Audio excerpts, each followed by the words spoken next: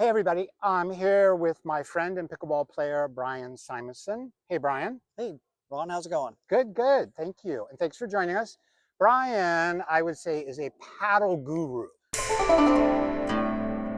So Brian knows all things about control and power and spin and all these things associated with paddle. So I thought it would be awesome for him to educate us. Yeah, no problem. I'm definitely a paddle geek. Everything new I buy. It's a problem, I know. And, well, we all know this because we all see you I out know. here with a new paddle. Every week. I know you used to play tennis and other things. Maybe just a little background on that and how you got into pickleball.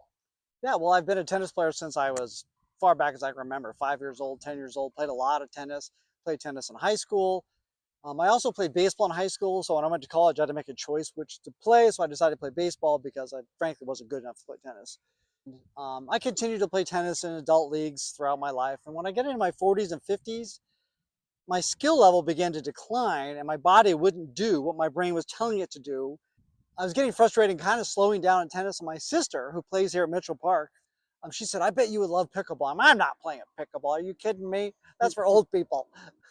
But she drugged me out here one day and I actually borrowed one of the PAPC paddles and almost instantly thought, I'm pretty damn good at this game, and started having fun, and my skill level started to increase, and that gave such positive feedback, and it's still giving me positive feedback because I'm improving, and that's what feels good to me about pickleball, is getting better, and that's the feedback that I really like. So today we're going to talk about, What beginners should look for in a new paddle. great topic, because everybody, myself included, we come out, we play, someone loans us a paddle. We're like, wow, that was not just for like old people. That was like super fun, and you could be as competitive as whatever you wanted. And we play with that loaner or piece of, and then we graduate and we go home. We're like, that was fun. I'm going to get on Amazon. Yeah. Oh my God, I'm going to get this kit that has two paddles, two balls, and a case for $45. And that will be all ever need in pickleball. And amazingly, the manufacturer of this is like, it's got 9 letters in it and only one vowel. It's like XYQPD7. Yep. And you're like, I don't know how to say that, but sure enough, here they show up, and now I'm out here hitting this. Yep. But then at some point, the people we're playing with, as their skills are getting better, start to be like, hey, dude, you can't keep playing with that piece of cardboard. And I'll say for me, then I borrowed someone's real paddle, and all of a sudden I was like, oh my God, the lights went on. All of a sudden, like the power doubled, the control doubled, the whole thing. That's exactly what happened to me. I was using some cheap paddles because I'm a cheap guy, and I was just playing with inexpensive paddles and thinking I was doing good. And there was a demo day with a bunch of Selkirk paddles, and I was playing with the Power Air Inikta. Instantly changed my game. The spin and pop on that thing let me control the ball by shaping the spin and keeping the ball in with power. So that changed. You're right. That a paddle can change your game. In a lot of sports, we always think, oh, it's, people get fixated on their club, like golf. I have to have better clubs or whatever.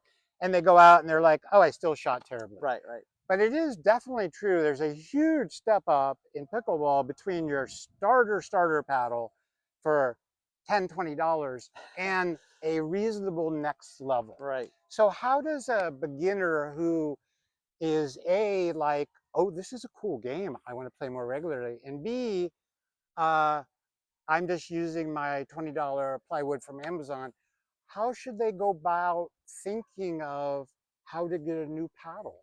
So what I would recommend is to focus on 3 criteria that I think are really important. One, of course, is price.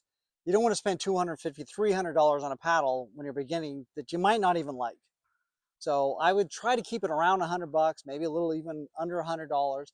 So price is one. The second one is, there's, like Ron mentioned earlier, there's power, there's spin, there's control, there's all these variables in paddles. I would focus on control for my first paddle. Get a control paddle. And the way you find those is pretty much any paddle over 14 millimeters, they measure the width. Like here's a 14 millimeter paddle. Pretty thick compared to like a 10 mil, 12 mil. So power paddle, this is a control paddle. So I'd really focus on finding a paddle that's rated for control. And the way to do it is find thickness. And the third is the warranty. A lot of these pickleball companies have good, from really good warranties to like, it sounds good, but if you read the fine print, like, oh, you can return your paddle, but then you got to pay for postage and restocking fee, which ends up being like $80. So you mentioned control. So tell me a little bit more. What does that mean in the context of pickleball? So the power paddles generally have a very small sweet spot, and that's where the ball rebounds the way you want it to, how you control the ball. A control paddle has a much bigger sweet spot, has less power, so you have to sacrifice power for control with the size of the sweet spot. And so a control paddle has a big sweet spot, and it's a little thicker, and it's more plush when you hit it. You can feel it, it's softer, and you don't tend to spray it off out or off to the side if you've got the angle just wrong. So the sweet spot is what you really want to focus on. Sweet spot and thickness are the two things for a control paddle.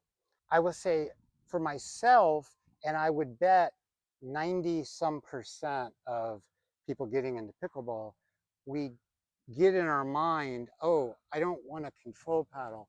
I want a power paddle. Yes. And that probably speaks to, we think that, oh my gosh, I'm coming into this game. The way for me to be better, play better, win, whatever, is to hit the ball harder. But it turns out not to really be true, especially early on. Yeah. If you're at the 3-5 level, power will win. But you can get away with it at 3-5 and below. But when you get up above 4-0, those players don't care about power. They'll send it right back at you with equal power, and you'll be at a disadvantage.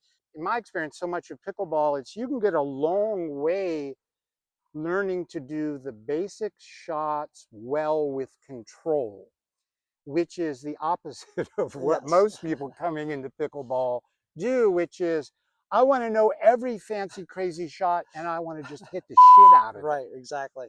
So those are great criteria: price, control, warranty. But how do I translate that into a purchase? Do I just pop on Amazon and type in price, control, warranty?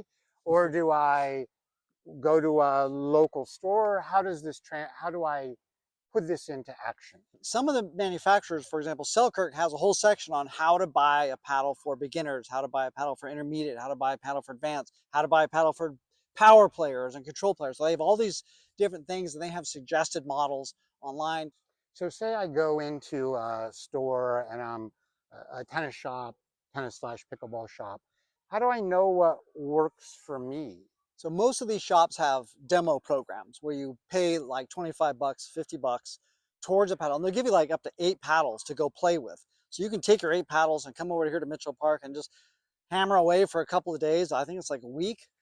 And then if you decide which one you like, you go back and then they apply the $50 to your final purchase. So that's a good way to learn how to use paddles and find the ones you like.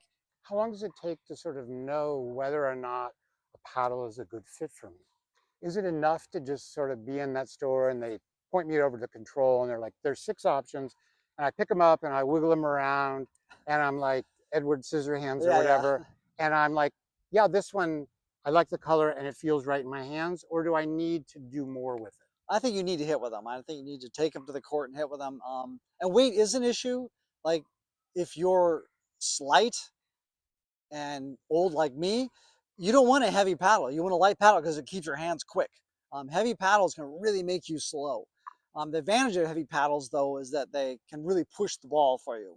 They kind of help you hit the ball deep and give you a little bit of pop on your control paddles. And just find a buddy or two and just hit balls for a couple days. I don't think you can figure it out in one day. I think you need to hit with a paddle for at least 4 or 5 games and then switch paddles. I wouldn't switch paddles in the middle of the game. I would play with a paddle for 4 or 5 games and really get the feel for it and play with the spin and try to drive a few and try some drops and dinks, and then switch to another paddle and play 4 or 5 more games and then come back the next day and do another paddle. That's how I would approach it. I see that too, which a lot of people, they try one, they're, part of one afternoon, they play a game and a half, they miss a few shots, they get frustrated, they stuff it back in their bag, and they're like, I'm taking that back. When the truth is, if they had done it for 3 days, they may have just absolutely loved the thing. Right. And it takes a little while. I mean, I think people, most reasonable paddles that are in the right direction, if people commit to them a little bit, they can make it their paddle and have it be really good. Absolutely. So that's sort of getting from beginner maybe up to you're spending $100 range or Yeah. something. There's some carbon fiber Yeah. things happening, whatever. Then what do people do when they're sort of like, okay, I did that. Now I'm clearly addicted to the sport. I'm Right. here 8 hours a day. I barely know my family anymore. What's the next big step in terms of the different kind of parameters for the paddles? So for me, that's evaluating your game, the game that's starting to develop. So do you really like spin? So a lot of people use spin to control the shape of the ball to keep it in. A lot of people like flat pops, like to hit it hard, and some people really like dinking and drop shots. So depending on which of those three kinds of styles of play that you enjoy is the direction you're going to go and paddle. Like if you really like hammering the ball, get a power paddle, and if you really like spinning the ball, get a spin paddle. Often the spin and power paddles are the kind of the same. Most power paddles have a lot of spin. But if you really like drop shots and doing these long dinks and slices, I would go for a really plush control paddle. And now So, you're talking about a lot of money. We're getting up to over $300 for these really high-end paddles. and how long do they last? That's a good question. The plush paddles last much longer than the power paddles because the power paddles, as you can imagine, you're hitting the ball hard and you're destroying the grit. The grit goes away pretty darn fast. Like 3 or 4 months of regular, 3 or 4 times a week, you're going to lose the grit in like 4 months, and your spin's going to be noticeably less. And is there any way to restore the grit? You see there's these people use these like erasers, or there's a spray I've seen now. Yep. Do these things work? Yes, the carbon cleaners really work for carbon surface paddles, and sometimes the grit goes away because you're accumulating dirt in between the grit. So you just take one of these they're little sponges. It's a graphite sponge you just rub and clean your paddle off, and the grit will come back. The spin will come back. But other paddles that aren't carbon, that doesn't work. So let's talk about some specific paddles. You brought this great collection of Yes. Selkirk paddles. And this is the Luxx Control, and it is a phenomenal control paddle, but you're going to spend a lot of money for it. So How much do they cost? these are, I think they're $250 now or Okay. $249. Okay. Um, And I remember they came out within the last 12 months. Yeah. Maybe 6 months ago or something. And there was a big thing. Jack Sock adopted them yeah, as he was converting to pickleball. exactly. And I remember playing with them a little bit. Um, and I remember, yes, incredibly plush. You could be up at the kitchen and it felt like you could guide the ball. Almost. It was almost like grabbing the ball and just tossing exactly where you wanted. But the downside was that control came at a cost, which was it was hard, especially maybe back at the baseline, to get a lot of power into it. Yeah, so you sacrifice power for control, and which is fine. I mean, a lot of control players, some of the top pros are pure control players, and this has a lot of spin though. On the 0 to 10 rating, this is a 10 rating spin, so you can really whack it pretty good, and it'll stay in. For me, the most amazing thing this thing can do is reset. If someone's smashing at you and you put this paddle down, it almost does it by itself. It just sends the ball right back to the net. It's just amazing. The reset on this is amazing. So another option is to buy a used paddle. And since these last so long, you might want to get on Amazon or wherever, a local tennis shop, and see if they have a used demo or something. And that would be a reasonable price. And this is a good beginner's paddle if it wasn't so expensive. So used is especially a good option for control paddles because they're not so reliant on the grit, the spin. Yeah, exactly. Another thing I noticed is you had a little bit of weight. Yeah. So what's the role of weight with paddles, and how do you decide where to put this weight? I know I will say when I got my first real paddle, which was bread and butter filth, I of course didn't know a lot other than I was like, wow, this so much more spin and whatever than I was used to. And of course you go online and everybody is like, oh, you have to weight your paddle. And I was like, okay. And they're like, here's what Ben Johns does. Yeah. He puts the weight down here because it increases the sweet spot. Yep. And the resulting paddle for him is then 8.6 ounces. And I have no idea what these mean. other than I'm like, well, of course I would do that. Yes. So I'm putting that weight on, I'm out playing, and I don't really know whether it's helpful to me or not. So what's the role of weight, and who should be weighting? Should people like weight their paddle like right when they get it? I would say play with it first, see how it feels. I played with this for about a month before I added any weight. And like you mentioned, you sacrifice power for control. So I wanted to get a little more power. So I actually put the weight towards the end a little bit. So this weight goes from here all the way to there and from here all the way to there. And there's two kinds of weight. There's just the raw weight, which is like 8.5 ounces. And there's also swing weight, which makes it feel heavy on the end, which is where you're going to generate the power. So as you're going through Yeah, so you it. swing weight. So the weight actually feels like it's pulling. So if you put like 5 ounces down on your handle, you're not even going to feel it. The further out it goes, the heavier it feels. The swing weight increases. So even though the total weight doesn't change, the swing weight is really important for generating power. And like Ron said, wherever you put the weight, if you put it here and here, it's going to make the sweet spot spread towards the weight. So you make your sweet spot bigger and you add a little more power. However, a lot of people are finding if you put too much swing weight in, you start to get tennis elbow. So you got to be really careful about that because you start over swinging these paddles.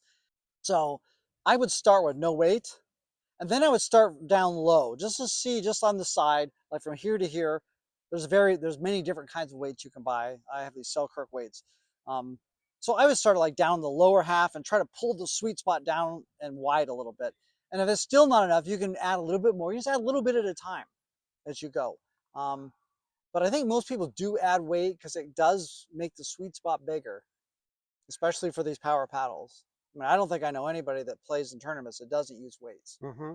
Yeah, I would agree, which is when you get a paddle, don't weight it to start. Yeah, no. Play a month with it and get used to it. You know, I weighted my first bread and butter, and I delaminated it, I think, because because I weighted it, because it was winter and colder, and because I was learning to hit a really aggressive one-handed backhand, and I would go over the wall and just hit the shit out of this thing. And I think that's how I delaminated it. And kudos to them. They were like, no worries. And they sent me a new one. Yeah. And then when I got the new one, I didn't put weights on. I was just like, oh, let me just play it the way it is for a while. First of all, I went out and I was like, my God, my hand speed is amazing. Right. Amazing. It felt like I could like matrix balls that had already gone past me. Right. And B, I didn't feel like I had lost anything, power or control, and so I never ended up weighting it. Yeah, so let's go to the other end of things now and talk about a power paddle. Alrighty. I have the ultimate power paddle here. This is the Tyson McGuffin model of the Power Air Inikta. Again, a Selkirk, naturally. And I even have Tyson McGuffin's signature on there. Now, shouldn't it come with like a little mullet or something on the top of it? He cut his hair. I don't know if you noticed. Oh. He fixed his hair. And so this is the ultimate power paddle, and the sweet spot is literally like that big. It's really small. So if you're dinking with this thing and you hit it out here, it almost sticks to your paddle. Like, it's going to be very frustrating if you're trying to dink. It's actually a good drilling paddle for dinking because it forces you to hit that sweet spot and really watch the ball to the paddle. Because with the Luxx, you can get away with miss hits and whatnot, and it still goes over. And you'll notice that it's very thin paddle. I think it's like 10 or 12 mils. It's really thin. And that's where generally power paddles are thin. So who would be like the candidate to get this? Probably not a beginner getting their first real paddle. Typically, tennis players really like this paddle because it has a lot of spin and you can have a very similar tennis swing to make this thing work the way it's supposed to work. So a lot of tennis players love this paddle. And I'm a tennis player, and this is the paddle that I was demoing and immediately changed my game. I hit a couple topspin drives. I'm like, oh my gosh, I ran out and bought it the next day. You see sort of phases of paddles on the courts, right? Oh yeah, oh yeah. And I remember there was a phase when, you know, when early on when this open slot came out from Selkirk. And I remember there was especially like a red and white one, and it was I think in the Invicta line or something. Right.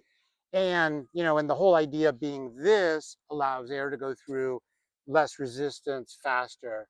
And I remember all of a sudden there were a ton of these courts, ton of these paddles out on the court, Yep. and just people hammering the hell out of the ball with these things. Like, how much faster would this be? Let's say you're hitting a baseline drive versus the Luxx on the other end. I think I can get about, I mean, this is just pure speculation, but based on my serve, I have a very powerful serve. I would say this is about 35 to 40% faster serve. And it's very hard to return this compared to the Luxx. So I'd say 40%, 30 to 40%, depending on your strokes. You know, if you hit a flat, totally flat ball, it's gonna be even more. So, but I'm a spinny guy. I like to put a lot of spin on the ball. You are known I'm the as the spinner. spin meister here. I Yes. do remember one of the first times I saw you here, I was like, that dude puts elaborate spin on every shot. Every shot. Every shot. I noticed you had that sort of purplish dark blue one.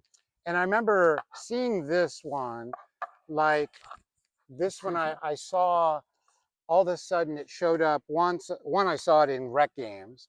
And then two, I also saw some pro players, like I think for a while, Ignatowich might have played it. That's his signature right there. Oh, well, there you go, right there. And his signature is like, that is like almost like a third grader. He told me, he goes, Yeah. I make it really simple so you know it's mine. Right. And he was correct. Yes. It's yeah, I guess that's a J and an I. Yeah. Right. So there you go. Actually, it's a funny story because I was at the Sacramento PPA tournament. I was playing singles and he happened to be playing next to us.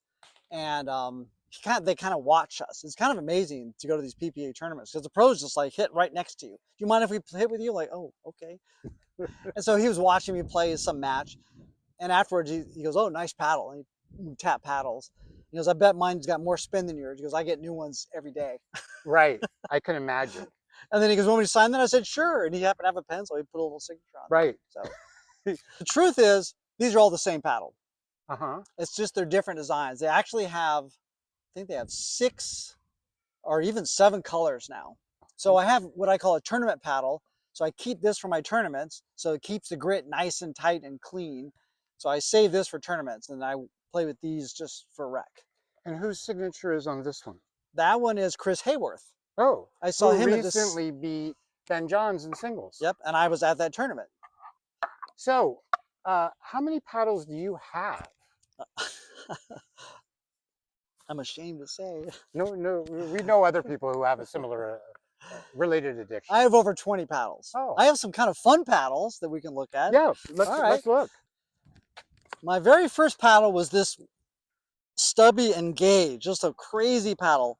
So there are some limits on the size of the paddle, but it's from end to end. So it had this tiny little handle, but this massive surface. And talk about sweet spot. This thing, sweet spot, is like 8 feet long. And this is what I learned on. Wow, is that right? How long did you play on this? I played for about 6 months on that. And did you put a few fingers out? I was forced to play like a ping pong paddle. I noticed because it's almost hard to not It's do hard. that. I have one finger out. Yeah. What year might that be? So I bought this used. So we could probably look it up, but they don't make it anymore. It's called the Encore GP. And it says Control Pro Technology.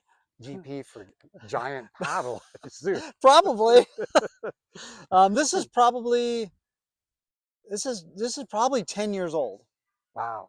Yeah, so the guy I bought it from, he was 81 at the time, and he had been playing for like 8 years already. So Wow. I think that was. Then we got this funny experimental curved handle paddle. So that's not just from it sitting in a hot car? No, this is designed this way. And it took me a while to figure this out, but the concept was for resets. So you actually hold it this way if you're right-handed, so that when you hold it down, I see. It's already ready for the resets. And it's a terrible paddle. So basically, it's a paddle designed for the person who's popped up Who's so popped many up balls, they're going to be fielding smashes to their feet. That's all they do. Right. Yeah. So those are some of the old paddles that I have that are kind of fun. Those are very cool. Yeah. And then, you know, the paddle technology obviously has been changing a lot and fast. And there's been some controversy lately about Gen 3 paddles. The Yolas. Yola, Gen 3. What happened and what's going on and what's the future there? So my understanding is a little, I've read a lot about it and I still don't think I fully understand it, but basically, I think it was the USA Pickleball Federation or whatever has these criteria. And I guess Yola sent them some paddles that they said met the criteria. And then they released the Gen 3, which was a little different, USA Pickleball claims, than the one they gave to USA Pickleball and did not pass the criteria. And so there's this big controversy and they're still battling it out. And I think it's even in court now. It's like kind of a big deal.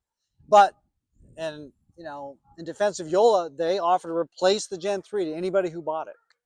If I had a Gen 3, I would keep it because it's now a collector's item. It will forever be a collector's item for this moment in pickleball history. In fact, I got called out on this paddle at the APP tournament in Newport. I was playing a match, and before the match, the official came up and checks your paddles. She said, "Oh, whose signature is that? Is that yours?" I said, "No, this is Chris Hayworth's." She goes, "Oh, well, I can't let you use this paddle." I said, "Why not?" She goes, "You can't have any signature but your own on there." Are you serious? So if you had signed it, if it would have I been signed okay. it, so for the rest of the tournament, I said, "This is my signature." Right. Just because it wasn't your name. Yeah, isn't Well, that weird? that makes complete sense. Oh Right? yeah, I mean, absolutely. the difference between it being a C for Chris versus a Right, B for Brian, right. the spin from the Sharpie pen and other things, especially when it's down to the Yeah, the side location's down where you'd here. never hit the ball anyway. That's a big competitive advantage right Yes. there. So Brian, thank you very much for bringing a small portion of your overall paddle collection. My embarrassing collection. It's nothing to be ashamed of. I know I can think of two people immediately who, when you said, "Oh, I'm embarrassed to say I have 20 paddles," they're like, "I have more than 20 paddles." We won't name names. No. But thank you very much. That was very helpful, My and pleasure, and it was fun. really appreciate it. All Thank right, you. great.